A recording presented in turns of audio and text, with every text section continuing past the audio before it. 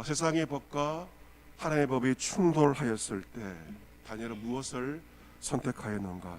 그는 세상의 법에도 충성된 자였습니다. 하지만 세상의 법과 하나님의 법이 충돌하였을 때 그는 한 나라의 총리였지만 세상의 법이 아닌 하나님의 법을 따랐습니다. 그 하나님의 법을 따른다는 것은 생명을 거는 것이었습니다. 하지만 그는 그의 마지막 날이 될 수 있는 그날도 그냥 그 전에 하던 대로, 평소에 하던 대로 하루 3번씩 기도합니다. 특별한 것을 하지 않고 내 인생의 마지막 날이 될 수 있는 그 날에 평소에 하던 대로 새벽 기도 나오고, 평소에 하던 대로 낮에 기도하고, 평소에 하던 대로 저녁에 기도하는 것이죠. 우리 인생의 마지막 날이 특별하지 않습니다. 지금처럼 하는 겁니다. 지금처럼 새벽을 깨우고, 지금처럼 기도하고, 지금처럼 말씀 보다가 주의 부르심을 받는 것이죠. 다니엘은 마지막 날처럼 보이는 그 날에도 특별한 것을 하는 것이 아니라 평소에 하던 대로 예루살렘을 향하여서 문을 열고, 두려워 숨은 것이 아니라 문을 활짝 열고 예루살렘을 향하여 기도한 것은 그의 믿음입니다. 세상에 그 어떤 법도 어떤 죽음도 하나님을 향한 그의 믿음과 그의 기도를 막을 수가 없었습니다. 이런 다니엘의 모습은 예수님의 모습과 흡사합니다. 예수님께서 잡히시기 전날 밤에 간절히 기도하지 않으셨습니까? 그 죽음의 전날 밤에 간절히 기도하셨던 것처럼 다니엘도 무릎을 꿇고 간절히 기도합니다. 무릎을 꿇은 다니엘의 기도는 감사의 기도입니다. 감사의 기도. 오늘 죽어도 여한이 없습니다. 하나님 감사합니다. 다니엘의 마지막 기도는 바로 감사 기도였고, 우리 일생의 마지막 순간에 드리는 기도 역시 감사의 기도죠. 물론 회개의 기도도 드려야 되지만 마지막 기도는 감사 기도예요. 하나님 감사합니다. 다니엘도 그 마지막 그의 기도는 바로 오늘 죽어도 감사합니다.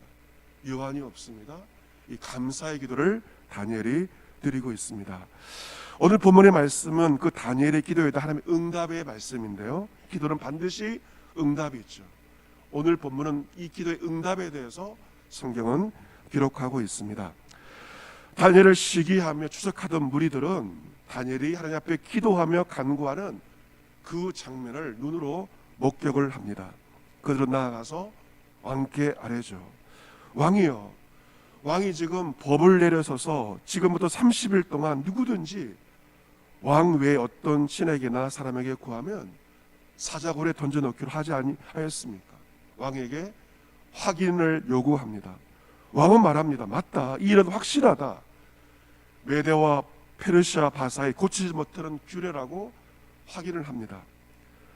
그래서 그들이 다니엘을 고소한 왕에 사로잡혀온 유다 자손 중에 다니엘, 지금 다니엘은 총리입니다. 근데 뭐라고 말합니까? 사로잡혀온 유다 자손, 다니엘을 깎아내리는 것이죠. 총리라고 말하지 않고 사로잡혀온 자손이라고 다니엘을 깎아서 말하고 있습니다. 이 다니엘이 왕과 왕의 도장이 찍힌 금령을 존중하지 아니하고 하루 3번씩 기도하나이다. 왕이 가장 총애하는 다니엘이 왕의 어명을 어기고 있는 불충한 자입니다. 다니엘을 어명을 어긴 죄로 고소를 합니다. 이 고소를 받고 왕은 심히 근심합니다. 그를 아꼈기 때문에 심히 근심하고 다니엘을 살려보려고 마음을 쓰며 건져내려고 힘을 다하였지만 법으로 명령을 내렸기 때문에 어쩔 수가 없었고 해가 질 때까지 결정을 내리지 않습니다. 미적미적거립니다. 하지만 왕이 세운 금령과 법대로 왕도 어찌할 수 없었기 때문에, 법이기 때문에 다니엘을 구해낼 수가 없었습니다. 시간을 끌며 고민하던 왕은 신하들이 재촉하자 결국에는 다니엘을 끌어다가 사자굴에 던져 넣으라고 명령을 내리게 됩니다. 이 명령을 내리면서 왕이 다니엘에게 무슨 말을 합니까? 내가 항상 섬기는 너의 하나님이 너를 구원하시리라. 내가 항상 섬기는 너의 하나님, 내가 알고 있다. 그리고 항상 하나님을 섬기는 줄 알고 있는데, 그리고 항상 섬기는 너희 하나님이 너를 구원하시리라. 내가 이 세계 페르시아 제국의 왕이지만 나도 너를 구원할 수 없다. 하지만 네가 항상 섬기는 너희 하나님이 너를 구원하실 것이라고 이 말을 마지막으로 합니다. 그리고 돌을 굴려다가 굴 어기를 막죠.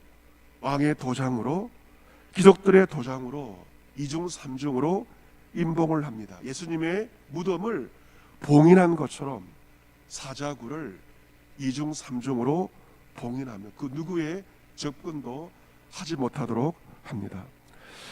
왕은 궁에 돌아가서 밤이 새도록 금식하고 밥을 먹지 않고 오락을 그치고 잠자기를 마다합니다.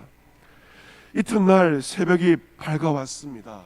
오늘도 새벽이 밝아오는 것처럼 새벽이 밝아오자 왕은 새벽에 일어나서 급히 사자굴로 갑니다. 부활의 새벽 여인들이 그 새벽 무덤가에 갔던 것처럼 왕이 새벽에 일어나 급히 사자굴로 가게 됩니다. 왕은 다니엘이 든 굴에 가까이를 슬피 소리 지릅니다. 무덤을 찾아간 여인들이, 예수님의 무덤을 찾아간 여인들이 슬퍼했던 것처럼 왕도 슬피 소리 지릅니다. 무엇을 말합니까? 살아계시는 하나님의 종 다니엘아, 내가 항상 섬기는 너희 하나님이 사자들에게서 능히 너를 구원하였느냐, 슬프게 이렇게 말합니다. 왕은 다니엘을 페르시아 제국의 총리라고 부르지 않습니다. 어떻게 부릅니까? 살아계시는 하나님의 종이라고 부릅니다. 같이 해볼까요? 살아계시는 하나님의 종. 할렐루야, 아멘. 얼마나 좋은 말입니까? 살아계시는 하나님의 종. 같이 해볼까요? 나는 살아계시는 하나님의 종입니다. 아멘. 우리의 정체성은 많이 있죠. 아버지로서, 어머니로서, 직장에 여러 타이틀이 있지만 그것은 이 땅에 불과한 것입니다. 가장 중요한 나의 정체성은 무엇인가? 무엇이라고요? 살아계시는 하나님의 종입니다. 이것은 영원한 정체성입니다. 살아계시는 하나님의 종. 내가 항상 섬기는 너의 하나님이 너를 사자들에게서 구원하셨느냐? 사자굴을 향해서 왕이 묻습니다. 반신반의했겠죠. 그런데 다니엘의 목소리가 굴에서 들려옵니다. 왕이여, 나의 하나님이 이미 그의 천사를 보내어 사자들의 입을 봉하셨으므로 사자들이 나를 상해하지 못하였습니다. 그 목소리를 듣고 아마 왕은 눈물을 흘렸을 것입니다. 이런 나의 무죄함이 하나님 앞에 명백함입니다. 하나님 앞에서 나는 명백히 무죄합니다. 그리고 나는 왕에게도 해를 끼치지 아니하였습니다. 다니엘은 하나님 앞에서도 무죄하였고 세상의 왕 앞에서도 무죄하였는데 그의 무죄하였음을 하나님께서 이 기적을 통해서 입증을 하신 것입니다. 왕은 심히 기뻐 명하여 다니엘을 굴에서 올리라고 명령하죠. 다니엘을 굴에서 올려본즉 그의 몸이 조금도 상하지 않는 기적 같은 모습이었습니다. 이유는 무엇입니까? 성경은 말합니다. 이는 그가 자기 하나님을 믿었기 때문입니다. 믿음이 기적을 낳은 것입니다. 이처럼 하나님은 어떠한 상황 가운데 자신을 믿고 자신의 법을 따르는 자를 구원하심을 보여주신 것입니다. 또 왕은 다니엘을 거짓으로 참수한 사람들을 끌어오게 하여서 그 자식들, 처자들과 함께 사자굴에 집어 던져버립니다. 그들은 사자들의 밥이 되죠. 사자들은 그들의 뼈까지도 부서뜨림으로써 하나님 살아계심을 이 사건을 더 명백하게 보여주신 것입니다. 사랑하는 성도 여러분, 우리 말씀은 하나님 어떤 분이신가? 살아계신 하나님이십니다. 죽은 하나님이 아니라 살아 역사하시는 하나님을 우리는 섬기고 있습니다. 그 하나님을 믿고 확신할 때 오늘 찬송처럼 어떤 두려움도 사라집니다. 죽음까지 두렵지가 않습니다. 하나님의 살아계심을 확신할 때 어떤 것도 두렵지가 않고 모든 사람들이 가장 두려워하는 죽음마저도 다니엘처럼 두려워하지 않습니다. 그 사랑의 주님께서 내 갈 길을 인도하실 때 우리 모든 삶에는 찬송가의 가사처럼 늘 기쁨이 충만합니다. 여러분, 오늘도 세상 가운데 살아갈 때 우리는 사자같이 우리를 위협하는 원수 마귀의 세력들이 우리를 위협을 할 것입니다. 다니엘이 만난 그 사자들은 우리의 삶 가운데도 있습니다. 우는 사자처럼 우리를 위협하며 두려움을 주며 어떻게 살아갈까? 우리를 심히 두렵게 할 것입니다. 하지만 사자들을 두려워하지 마시기를 바랍니다. 사자들의 입을 능히 봉하시는 살아계신 하나님을 믿고 의지하며 오늘 한날을 살아가시기를 바랍니다. 하나님을 믿는 자, 어떤 상황 가운데도 다니엘처럼 기도합니다. 내가 정말 주님을 믿는가 믿지 않는가 무엇을 알 수 있습니까? 다니엘처럼 기도하면 하나님을 믿고 있는 것입니다. 기도하지 않는다면 하나님을 믿는 것이 아닙니다. 하나님을 믿는 자는 반드시 어떤 상황 가운데도 다니엘처럼 담대하게 기도하는 것입니다. 어제 말씀을 준비하면서 어제 월요일이지 않았습니까? 월요일은 교회가 쉬는 날이기도 하는데 오전에 새벽에도 말씀을 준비하고 있는데 갑자기 주여 주여 하면서 소리가 들려와요. 우리 교회 다니엘과 새 친구들이 오셔서 뜨겁게 기도하고 찬송하는 소리를 듣게 되었습니다.